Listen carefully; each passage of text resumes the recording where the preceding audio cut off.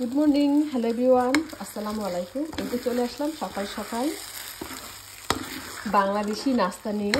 এই দেখুন আমি আজকে কী করছি। আজকে আমি সকালের নাস্তা তৈরি করছি। ডিম ভাজি হয়ে গেছে আর এখানে পরোটা ভাজছি। এটা রেডিমেড পরোটা। আর আমি এই সুজির হালুয়াটা একদম বাংলাদেশের মতো করেছি। আমি কিন্তু এখানে কোনো কালার দেইনি, সুন্দর একটা কালার, আমি জানি না ওই কালারটা আসছে কি না। এই কালারটা এটা আমি আমার ঘরে বানানো এই ঘি দিয়ে বানিয়েছি। আর আমি যে মিষ্টি বানাই, মিষ্টির শিরাগুলো ফালাই না, ওই মিষ্টির শিরা দিয়ে এই পিঠা বানাই, সুজির হালুয়াটা। আর এটা খেতে অনেক মজা হয়। আপনারা যারা ঘরে মিষ্টি বানান, মিষ্টির শিরাটা না ফেলে দিবেন না, ওটা কোনো না কোনোভাবে কাজে লেগে যায়। আর সেটা দিয়ে যদি আবার নতুন কিছু করেন, সুজির হালুয়া কিংবা বুন্দিয়া তৈরি করেন, দেখবেন অন্যরকম একটা ফ্লেভার হবে ওই খাবারটার মধ্যে থেকে। যেমন ধরেন এই যে হালুয়াটা হয়েছে না, এটার মধ্যে পুরো মিষ্টির একটা ফ্লেভার পাবেন। এই হচ্ছে আমার সকালবেলার নাস্তা। আমি যেদিন বাসায় থাকি তা ট্রাই করি যে বাংলাদেশি কোনো খাবার খাওয়ার জন্য।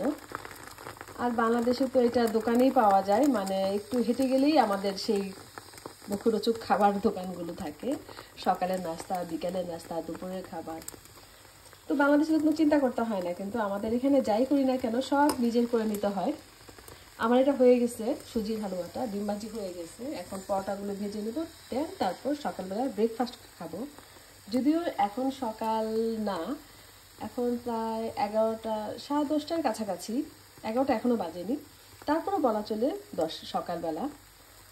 তো এই তো দেরি করে ঘুম থেকে ওঠা, মানে ছুটির দিনে যা হয়। ছুটির দিন মানে বাচ্চারা স্কুলে, আমার বড় ছেলে এখন ইউনিভার্সিটিতে যায়নি, ও যাবে। আর এই তো আমি এখন এটা খাবো। তো কেমন হয়েছে আমাদের সকালবেলার ভিডিও অবশ্যই কমেন্ট করে জানাবেন, যে যেখান থেকে দেখছেন। আর আপনারাও না এইভাবে মাঝে মাঝে বানিয়ে খাবেন, দেখবেন ভালো লাগবে। তো আজকে এই পর্যন্তই।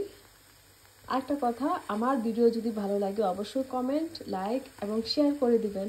তো এই পর্যন্তই, আল্লাহ হাফেজ।